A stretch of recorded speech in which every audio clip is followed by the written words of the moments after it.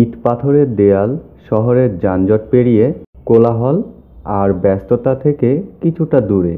আজ bus travel করছি শীতকালীন জনপদ ও গ্রামীণ সৌন্দর্য উপভোগ করতে এবং গ্রামে নবান্ন উৎসব উপভোগ ও উদযাপনের উদ্দেশ্যে।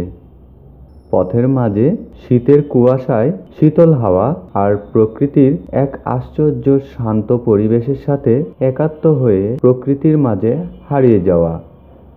গ্রামের সহজ সরল জীবনের অমায়িক সৌন্দর্য দেখার জন্য আজকের যাত্রা। বাস ট্রাভেল ক্লান্তিতে সাদা কুয়াশা আর পথের দুধারে শীতকালীন প্রাকৃতিক সৌন্দর্য এক অন্যরকম শান্তি এনে দেয়। রাস্তার পাশে সবুজ ক্ষেত, গাছপালা, ছোট ছোট গ্রাম, সব কিছুই যেন এক নতুন গল্প বলছে। বাসের মধ্যে কাটানো সময়টুকু কেবল রাস্তার সৌন্দর্য উপভোগের নয়, বরং নতুন প্রেরণা পাওয়ার সময়ও বটে। এই পথেই আজকের নবান্ন উৎসবের আনন্দ আর শীতের ঠান্ডা বাতাস আমাকে তীব্রভাবে আকৃষ্ট করছে।